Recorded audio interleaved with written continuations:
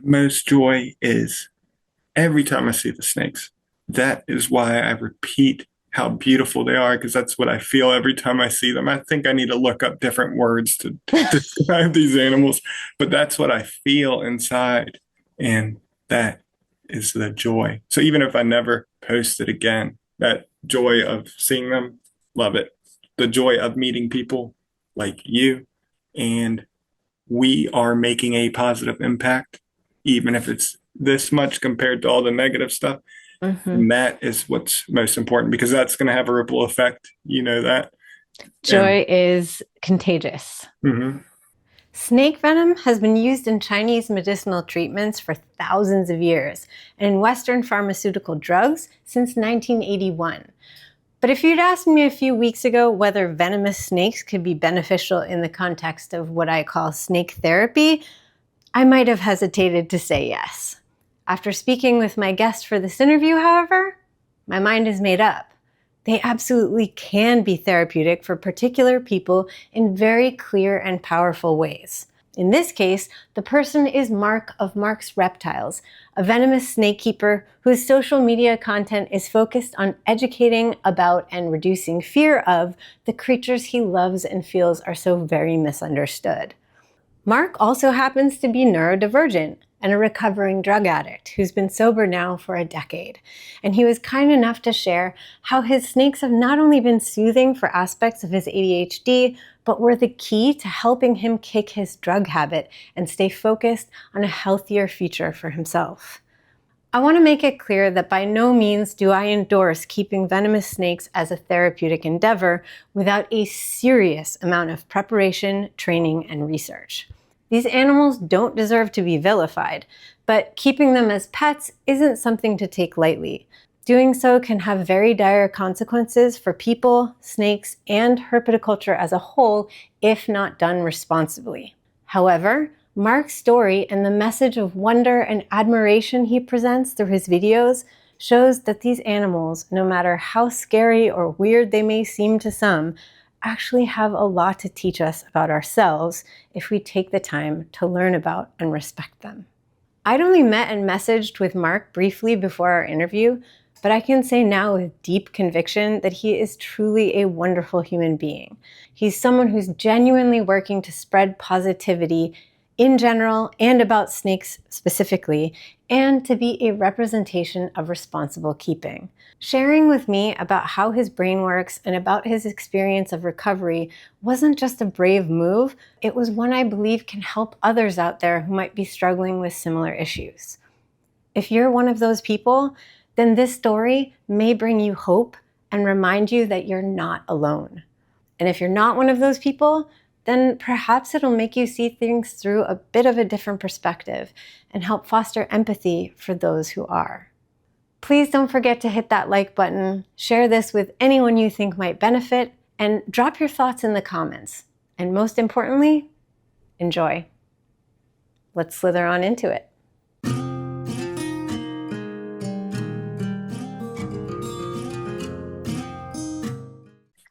Well, hi, Mark. I'm so grateful to have the opportunity to speak with you today. I know you have a young child, so I really appreciate that your time is very precious. Well, I'm super grateful to be here and thank you for inviting me to have this talk with you. Oh, how old is your son now? 4 months old. Oh my goodness. Well, that's very recent. Congratulations. Thank you so much. Well, so our focus today is to talk about neurodivergence and your journey with recovery from addiction and how those things might connect to and relate with your reptile keeping. But let's just start with the basics. Introduce yourself and your social media channel. And I'd love you to talk about what sparked your love for snakes and reptiles. And if you remember a moment that you knew you wanted to keep them. So I'm Mark of Mark's Reptiles. I primarily post on YouTube, Instagram, and Facebook now. So Mark's Reptiles on all those platforms. And the spark, my parents didn't like snakes at all, but even from a young age, I just something about them I loved. And even though they didn't like them, they would still support that passion. Like my dad would watch the Steve Irwin, all these shows with me, and they would take me out looking for salamanders and things. So I don't know how, but I think I just something with about them I just loved right off the bat. Did you keep any as a kid at all, or was it not until you were much older? At first, they would allow me to keep like lizards and Hmm. frogs, and then at some point, I think it was probably high school, where they finally allowed me to get a corn snake. Hmm. And so that was the first snake that I was able to keep as a pet. But before Okay, that, it was just trying to wiggle my way in. right. And now, I mean, from what I see, your channel is primarily focused on venomous species, right? Hmm. So Yeah. what drew you specifically to venomous snakes?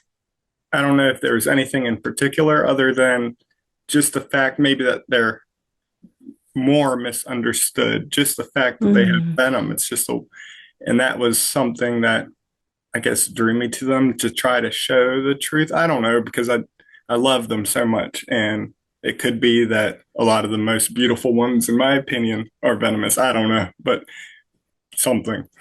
Well, it's quite a leap to go from I have a corn snake to I keep, vipers and all sorts of venomous Mhm. snakes. So I was very curious about that process, that arc of Yeah, I was keeping. trying to like pick pinpoint when that happened, and I don't know if there like I can't recall there being a thought of I want to start keeping venomous. I think I just was always intrigued by them. And then I think one day I just took that leap. So Did you get training in how to work with them before that, or did you just learn on the fly? at that time, yeah, I learned on the fly. Oh wow. And What was then that? What was that first one? it was a Mexican cantil. So it's in the same genus as the copperheads, but they're Okay. much, I'd say, much more toxic, even though like words like that, difficult because they use it for capturing prey, but of course it does. If something happened, it's going to be more severe. I want to hear all about it because it's fascinating to me. I think venomous snakes are beautiful, but it's it's a level that I personally don't feel comfortable going to as far as keeping them.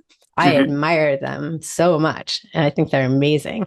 And it is a beautiful thing, especially as someone who works really hard to help people get over their fear of snakes, Mm-hmm. to watch you, trying to help people get over their fear of venomous snakes. That's like the next level. What made you want to talk to people about them and then have a public channel and share about them? So at that time, when I got that snake, I knew I was going to be smart because I didn't have experience with them at that point, but I've had plenty with snakes in general, and I've always, since a kid, when catching snakes, I would do the goal was not to get bit if they did try to strike. And even though that was rare, it I just knew I had those little baseline abilities to stop what's about to happen. But at that time, like you're mentioning about you don't know if you feel comfortable keeping them. But at that time with that snake, it wouldn't eat on its own. And I had no experience force feeding or assist feeding. Oh, And even though I didn't want to let the snake down, well, I guess I'm not letting it down if I did reach out to somebody that did have experience. And that at that time, it was on Instagram. I saw other people kept them, but then I saw how toxic and how rude people were to each other. So I was went from excitement of seeing, oh my gosh, there's other people that love these animals like me. And I thought I was the only one. But when I noticed that, and I'd say it's still to this day, only have a select few, but I met some really great people, and that's one of the people that I had to give that snake to so that he could help. Oh, wow. Okay. So it brought you into a community as well. Mm-hmm. So how many snakes do you have right now? And what species primarily? So right now I have probably around 20 to 30, and I work with over 100 and just a few different cobra species and viper species. But I have been cutting back on the cobras because they're a lot more higher maintenance. Hmm. And with my son, I just would like the vipers, they'll go to the bathroom in one spot. And with the way my mind works, the cobras go to the bathroom everywhere. And I can't just spot clean. I have to clean out everything. So it takes a lot of time. So, Right. And do you have a bite protocol in place for all of these different species? so there is a guy named Joe Pittman who sells bite protocols, which has like if something were to happen, what to do before arriving to the hospital, what to do when you're at the hospital, and who they can contact for advice or where to get anti venom and things like that. Okay. All So I right. have one for each species that I keep. But yeah, he's a good resource, Joe Pittman. Hmm. Okay. People who are drawn to my channel, for the most part, they are people primarily that feel like they have relationships with or even bonds with their snakes. And for many people, many people, not all, but many people, a big part of that bond involves physical interaction, and like, touching and cuddling. And that's not really something you probably could do much of with Venomous, or I imagine it's not. And so do you feel like you have like relationships with any of your snakes? Or is it more just appreciation, respect, and admiration? I think it's all encompassing, but I do feel like I have a bond with them. And like in the past, it was a lot more, like I'd say, reckless interaction, but was thought behind it. So it wasn't just picking them up. Um, but at this point, yeah, I still feel that connection. And the way that I love to go about it is that I know that, or I feel that these snakes know that they're not going to be handled roughly. And like the majority of the cobras won't put up. I um Hmm. I could just hold them and do whatever, I'm sure, but yeah, so that's how I see it is I accept them for how they are. Of course, there's some that are just defensive, but I'm not trying to cause that. And I feel like that is a special connection that I have with each one of them. Hmm. Yeah, well, trust is a beautiful thing. And that Mm, is that is a relationship. I mean, I don't have to interact with my snakes to feel physically to feel connected to them. I mean, caring for them mm. makes me feel close to them. Watching them in their environments makes me feel close to them. Do you feel the same? Yeah, definitely. Mm, Yeah.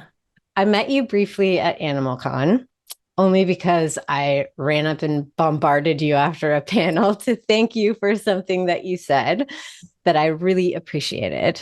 And I actually don't remember what that panel was, but right now, but what I do remember is that you said something about the importance of representing snakes in a positive light without sensationalizing them or making them scary just to get views and grab people's attention, which was very on the nose for me at the time, mm. because I'd just received quite a bit of blowback over a video I'd made about that exact thing. So to have a more seasoned and accomplished creator than myself support that concept was really powerful and validating for me. So thanks again for that, because I feel very strongly that as educators, it's our responsibility to do whatever we can to remove the stigma about them and showing them as ooh, scary, whoa, scary. Even if your goal is the exact opposite in the end, I think is counterproductive. Mm. Um, but your channel gets plenty of views and you don't do that. From what I've seen, the main message of your channel is pretty straightforward, clear education, and a whole lot of look at how incredible and beautiful these snakes are. Do you feel that's an accurate assessment of what your At channel this point, yeah. is? Yeah. But at first it was like only educational, like facts. And then I think at a certain point, I think I felt like I was just repeating things. And it's been like years, but I feel like I should go back to that because who knows if somebody new clicks and they learn something different. But now I do try to just show the beauty, and sometimes I'll repeat some facts like in the caption or whatever. But yeah, at first that's all it was trying to educate.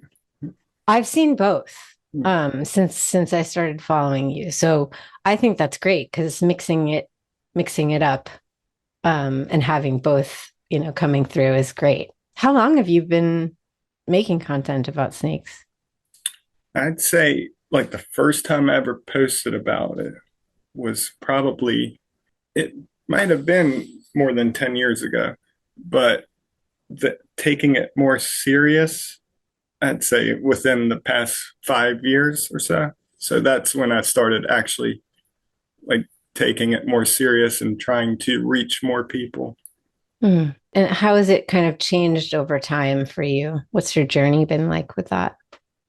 There's a few different things. Like I've never been one to care about views or followers, so I've always just stuck to doing the same thing. But I've noticed that if I get a couple comments or messages, I feel like I can't post anything until I reply to them. Like I get overwhelmed, but it shouldn't be like that. I understand that. Um, I think it's a thought that if I post and this person might feel hurt that I didn't reply or something like that. And it's just something in my head. I'm sure it's all just delusional, but I don't think that's delusional. I think that's called kindness, sensitivity, and empathy. And I think that makes you a really sweet person. I feel you. I really try hard myself to respond to everybody and answer people's questions, no matter how basic, if I can, and make sure that people know that I'm not just doing this to do it, that I really am trying to foster joy. And where does your what's your biggest joy in working with the animals? the biggest joy is just, I guess it's that, and I think you've said it in one of your other videos, the being fully in the present moment. And I just can't explain it. That is the best feeling. Like I just feel right there in the present. And yeah, it's the best feeling. And then the other side of like where it comes into other people is the best feeling that I get is when I help somebody change their views, especially like the older generation that you would think is stuck in their ways. And that is like I get goosebumps thinking about it changing. Yeah, that's a really, really good feeling. It's one of my favorites. Mm-hmm. I don't know that I've had as many of those via social media. I've mostly had the ones when I'm doing in-person work. Do you do any in-person education work? Mm-hmm. So the in-person is definitely where you're going to see the most of that. And online, it's going to be a lot harder, but it does happen. But, people are going to react differently. They'll say things they would never say in person, but it's easier to change their views if you're there and can explain, especially, and I'm sure you do it the same way I do, very compassionate and understanding. If people are afraid, you're not just shoving it in their face.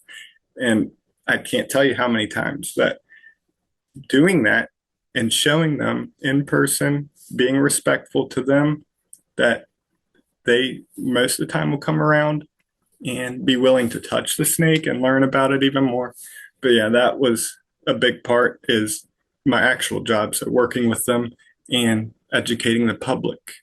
That you said that's your actual job? Ooh, Mm. that's so cool. Tell me all about it. So I work at a little rescue facility. But like, Oh, yeah. that's amazing. Mm. That's so all reptiles, all snakes, all, or A lot of different animals. I think that's amazing. What a Mm. cool job to Mm. have.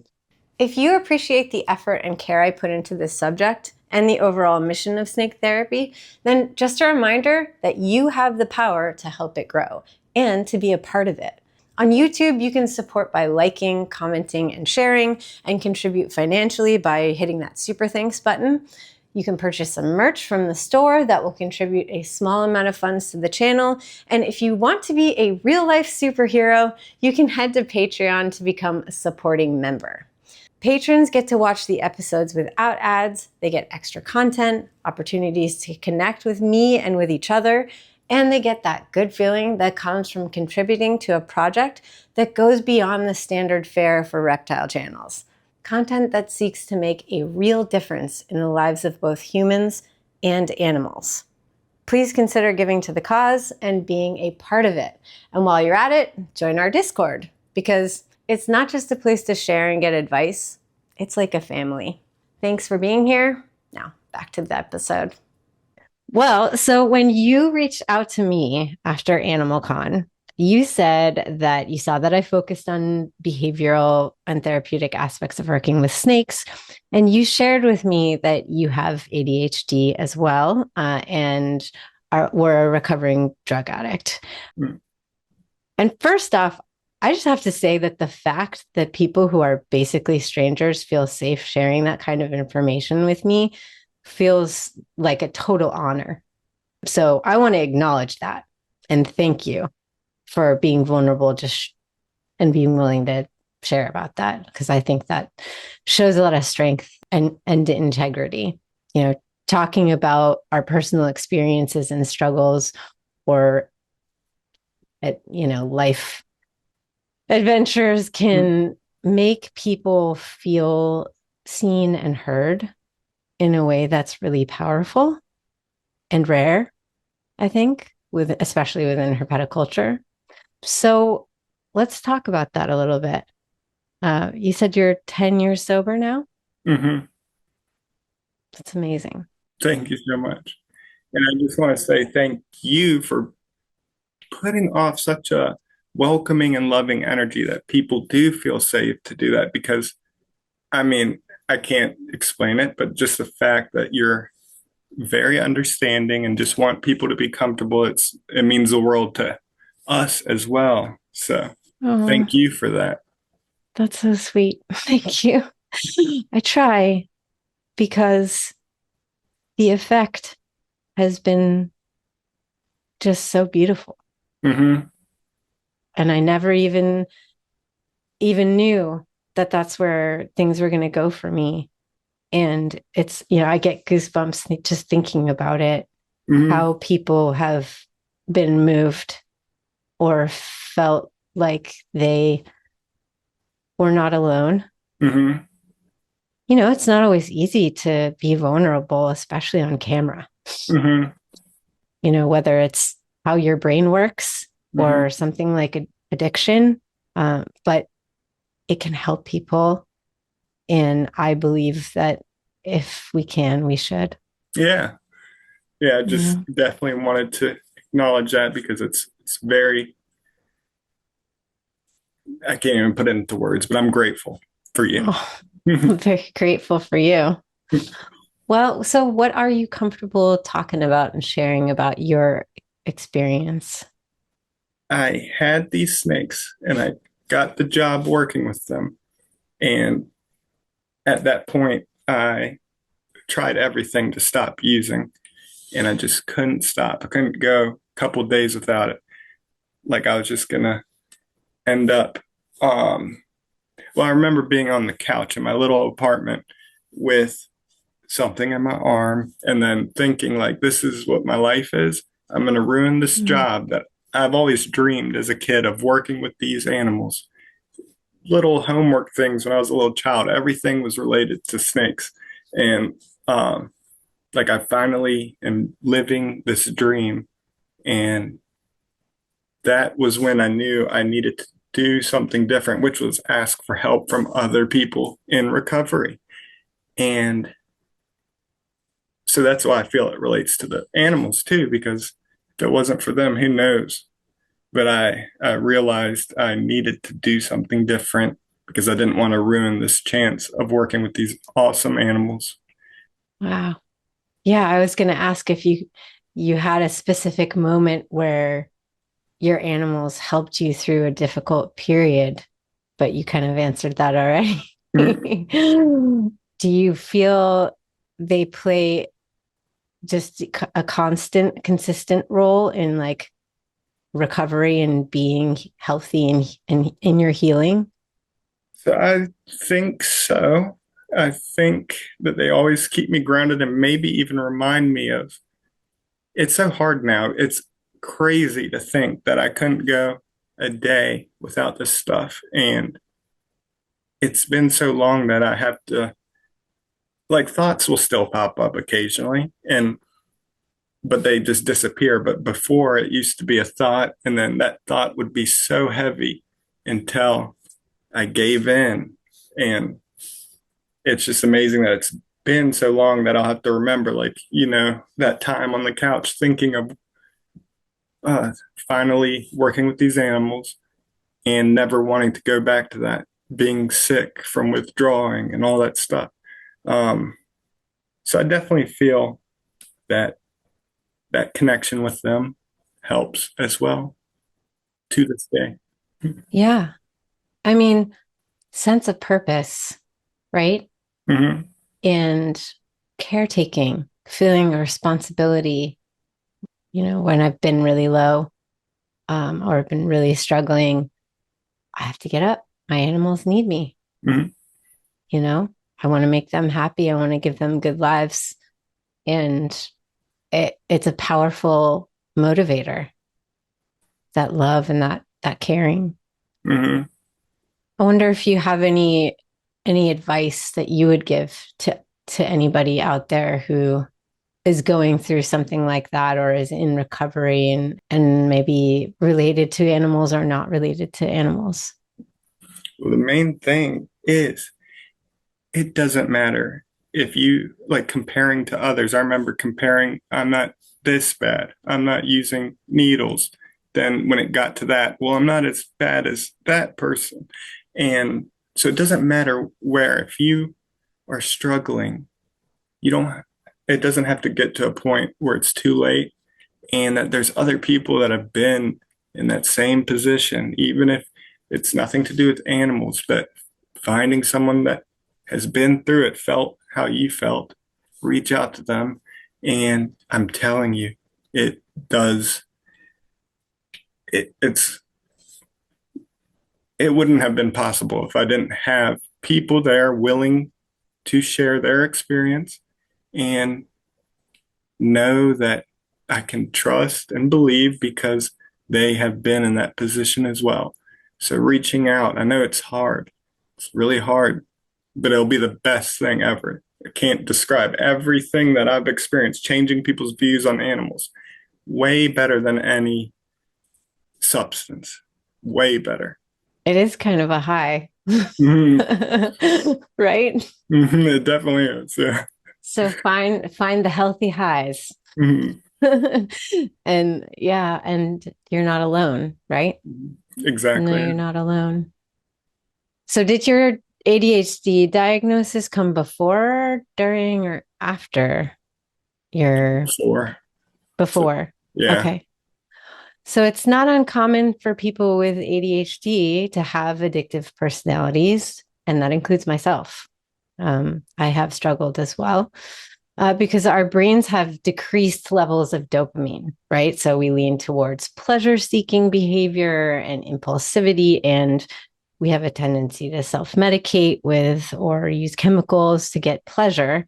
We need that dopamine. We need that instant gratification. Do you feel like you relate to that And are you conscious of any connection between your ADHD and addiction? Oh, definitely. The self, yeah, I mean, even things like probably starting arguments for that dopamine from Mm.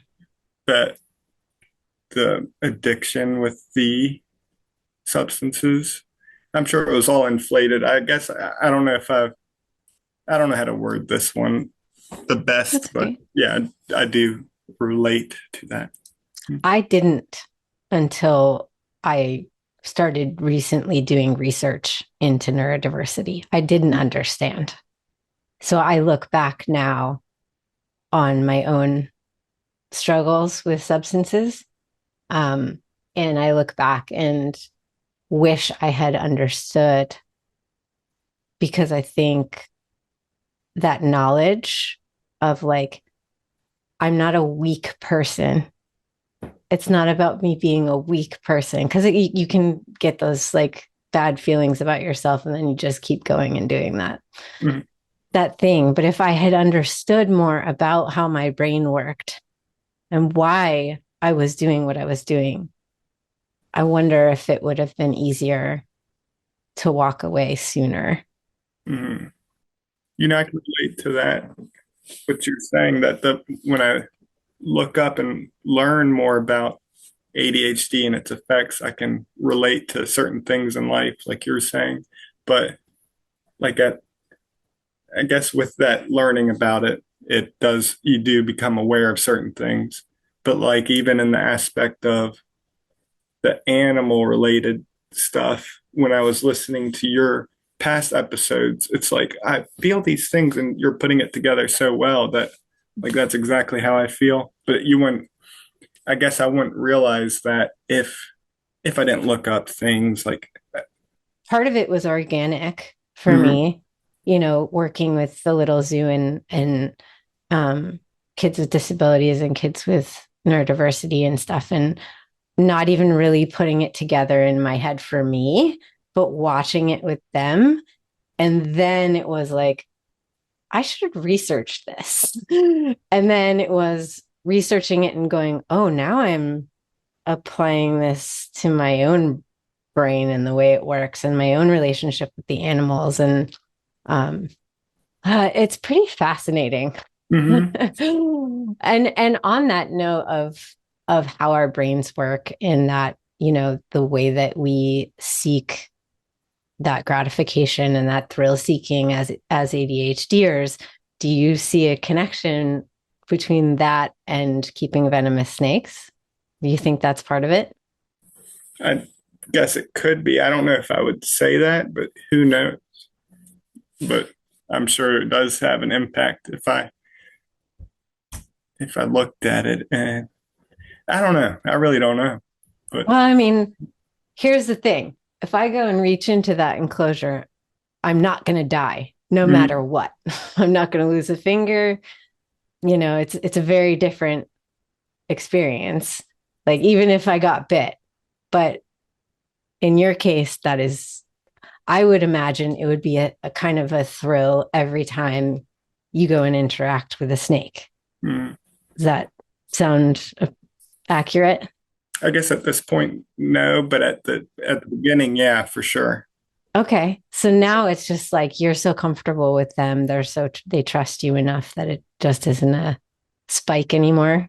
In the beginning, I do feel it was like that, where it was a thrill and just the increased heartbeat and all this stuff. But at this point, it's confident, but not to the point where I'm not aware of their capabilities. But with that being said, being confident doesn't mean that I don't make mistakes. I just try to be very, and it comes back to being in the moment, just watching and feeling what's going on, but paying attention. And yeah, I'd say that adrenaline or anything is only with ones that act chaotic. Right. That kind of leads me into the next thing because you said, you're paying attention. And I was going to ask about what about working with your snakes helps your ADHD and is there anything that doesn't? And it sounds like we spoke before about being present in the moment, which can be challenging when our brains are all over the place. And it's not even just being grounded in feeling them. It's like you actually have to be very, very, very conscious Mm, of their body language more than anyone else who has non-venomous snakes, right? You have to be right there with them. mm, Otherwise, you make mistakes that could cost you big time, right? mm. And as I say this, if people were to watch any of my videos, they'll say that I'm not paying attention. And I get those a lot because I'm staring at the camera, but I do have it Mm, in selfie mode. yeah. And so I'm watching, but also they're in front of me. So just I'm focused on them. And but I've had quite a few people, even snake people, saying, "Quit watching the camera." But You're actually watching them in the camera. yeah, and I'm sure that ruins the quality of it having it on selfie mode, but it's the way that I'm able to do it and feel like I'm connected with whoever's watching, but also watching the snake. And over from learning about these animals, noticing that sometimes direct eye contact, if they might feel a little bit more on edge. So Oh, watching from still watching, but not just directly staring at it, you know? interesting. Actually, that is not something I have ever thought about, is whether eye contact was an element with snakes, because they have such different eyes. They don't blink, right? Mm-hmm. They do move, but the focus is hard to tell sometimes. Are you looking at me? Really? Are we looking into each other's eyes? Your eyes are on the side. Like, that's so fascinating.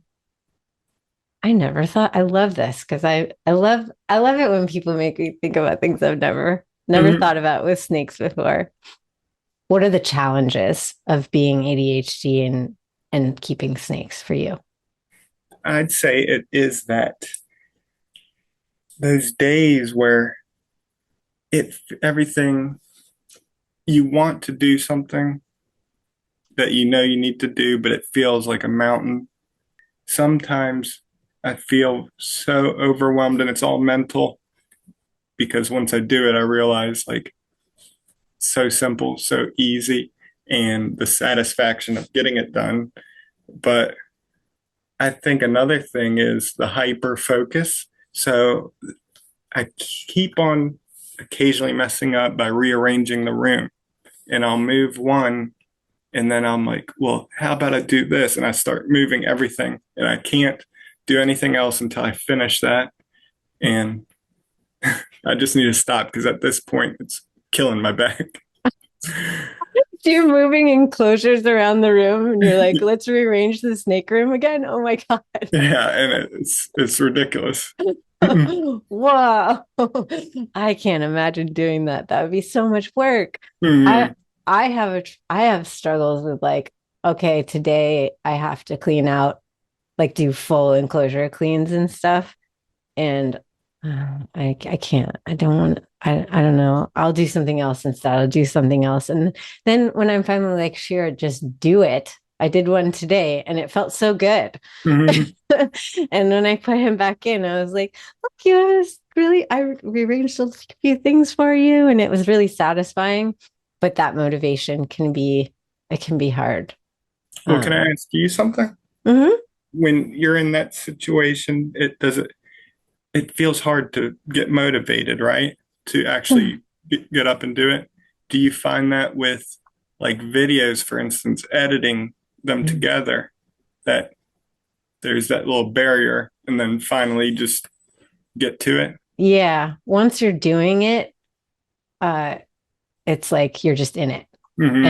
and for that hyper focus, and you get lost and you're just like, this is all there is. Hmm. And time just goes away. Hmm.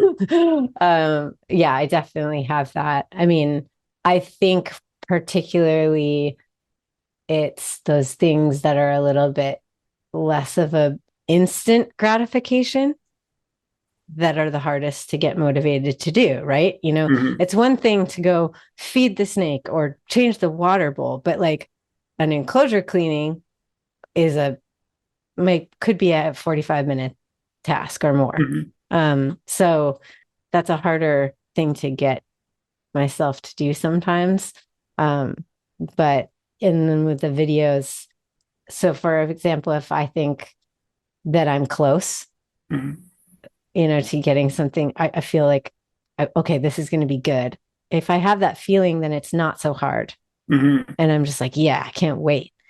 But if I am struggling with it's not flowing right or it's not feeling good because I need that good feeling of some Hmm. kind, I'll be like, I'm gonna go do something else. But that's also can be a good thing, you know, coming up with tools to help yourself in those kind of situations. There's hanging out with the snake can be a little reset, you know, like, all right, I'm feeling overwhelmed. I don't want to do any of the things that I need to do. So I'm going to hold the snake and I'm just going to be, and everything else falls away. And then when I put him back or her back, I feel good. Hmm. That dopamine has gotten in my system. I feel good. And then I'm like, all right, what are we going to do? Does that make sense? Yeah, it does. Do you think might be a weird question, but do you think your neurodivergence influences the way that you approach your care and enrichment for your snakes? I think so, to the point that it might be, maybe even to the point of obsessive, that things have to, I guess, yeah, but I don't know if obsessive is the right word, but like the cleaning, for instance, if just on that, I'll have to do deep cleans often because I just feel like I need to just make sure that they're in something that's fresh. But I'm Mm-hmm. sure I could just spot clean at that moment. But the way my brain works is I need to get it very clean for them and certain. But it does help in some ways, that the obsessive thing with the locking. If you've Mm. talked to anyone that's been around me, because you can't make mistakes. If something happened, then, but I check the lock and I'll check, I have to physically touch where the glass is to make sure.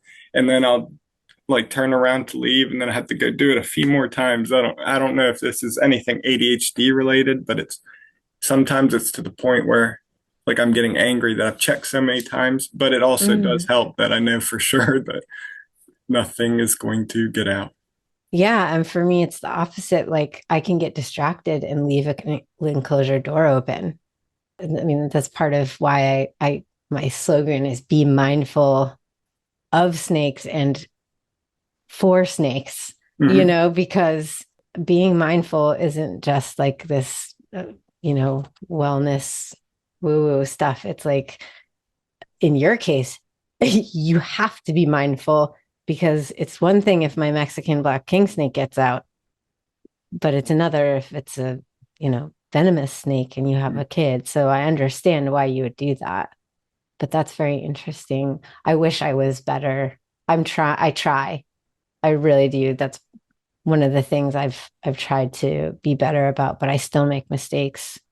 I still get distracted Hmm. and it's hard not to beat yourself up for that. But at least being aware, once you say being aware of things, that's a big step in the right direction, instead of just, oh, I was distracted again. And but being aware of that, then there's that ability to work on it, even if it takes time, even if mistakes are made. Yeah. I think the awareness is very important.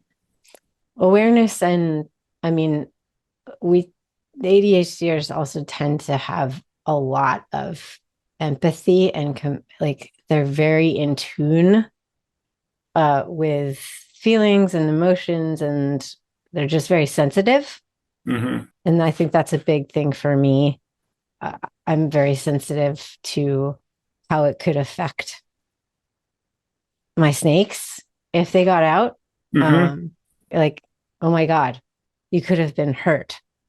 I'll be honest, it happened yesterday. It hadn't happened in a very long time, but it happened yesterday, and we now have a rescue dog that I don't trust with the snakes.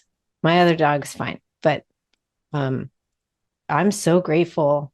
I'm lucky he didn't see her because I don't know what would have happened. And it was such a blow to my heart.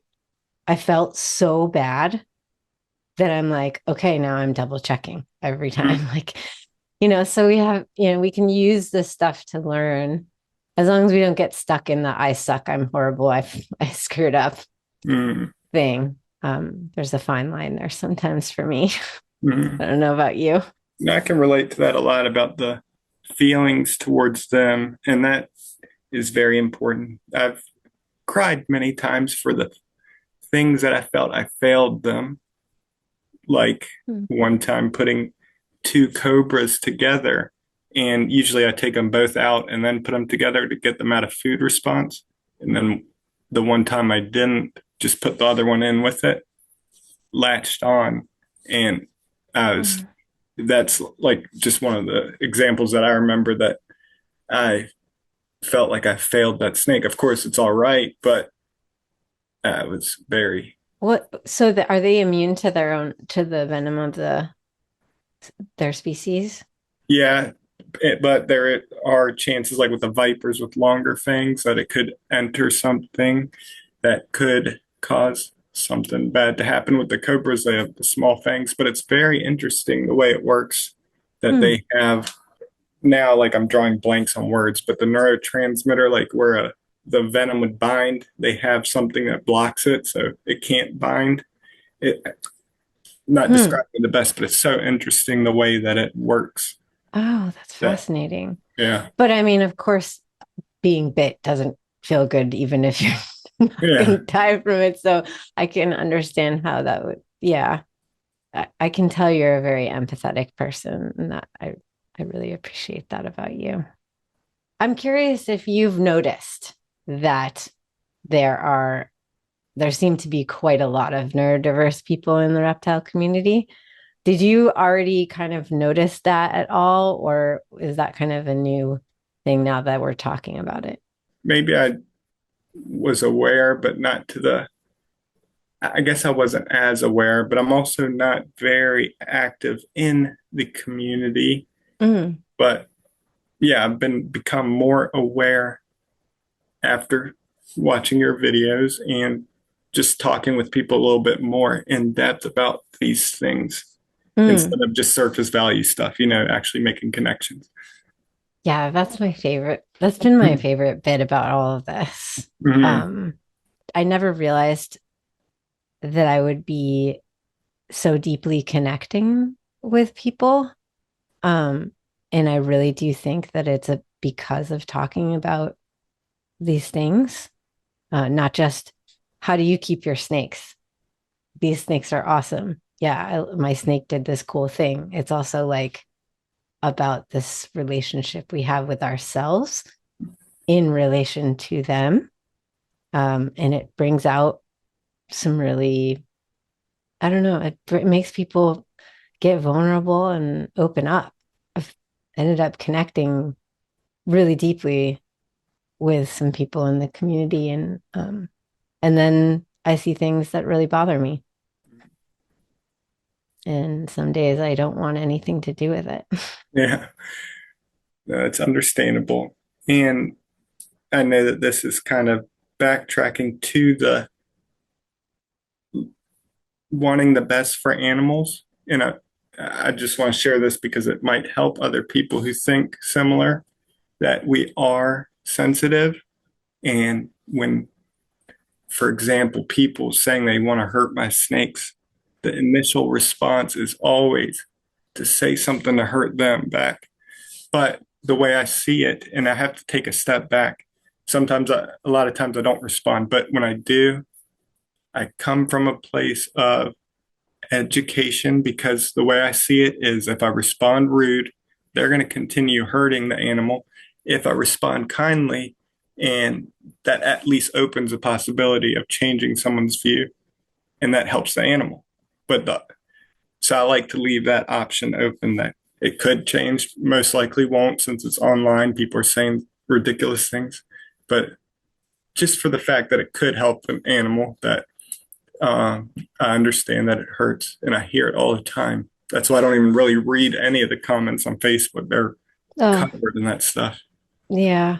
That I've kind of stayed away from Facebook, to be quite honest. Like I finally made a page, but like I feel like it's just for some reason a cesspool of Yeah. meanness. Mm-hmm. And it's there's enough of that everywhere else. Mm-hmm. I can relate. I've had people say really horrible things about my snakes, like, bring a shovel and that kind of thing. And I never try and respond in anger, like you said. I try to respond with education, but also I usually kind of turn it back on them Mm-hmm. and say, like, I'm sorry, you must be in a lot of pain that you would want to hurt a helpless, innocent, beautiful creature. Like, that must really be hard for you. And just kind of turn it back on them and I'm not starting a fight. Mm-hmm. And I'm not even sometimes trying to change their mind because I know that I won't, depending on what they said. Get them to just, I don't know, I want them to reflect on themselves and what they're putting into the world, Mm-hmm. Yeah. you know? Because it's so easy to just go on and comment at say these horrible things from behind a screen. And I wish people would be more thoughtful and kind. I mean, imagine that. I couldn't see myself scrolling and seeing something I dislike and spew something nasty. I just scroll past. These, I don't know if they Yeah. are unaware, or maybe that's like, I do think that there's something they're feeling miserable and they want to put that out and bring other people down, but I just couldn't see myself doing that. I come across things I disagree with all the time and I just scroll right past. Unless it's like I see somebody actively hurting an animal, usually I'll just not engage. But yeah, I don't understand what I think I do understand, and it just makes me sad. Mhm. Well, has there been, a notable, meaningful connection you've made through your work with reptiles, or I think the few people that I've met that I consider family at this point, people that I genuinely love and care about, we share the love of reptiles. what is bringing you joy in your journey right now? The most joy is every time I see the snakes.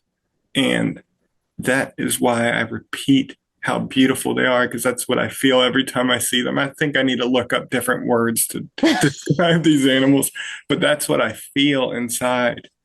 I can't Mm. help it. I'll sit there and just look and be blown away about how awesome these animals are. And that is the joy. So even if I never post it again, that joy of seeing them, love it.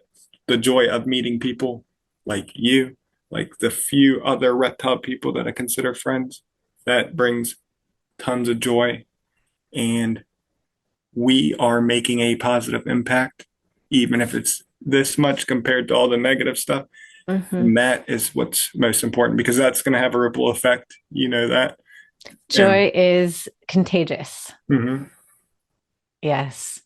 I mean, sure, go grab a thesaurus. I use one all the time because I use the same words too, but it doesn't matter. I mean, the joy that we put out into the world can make a difference.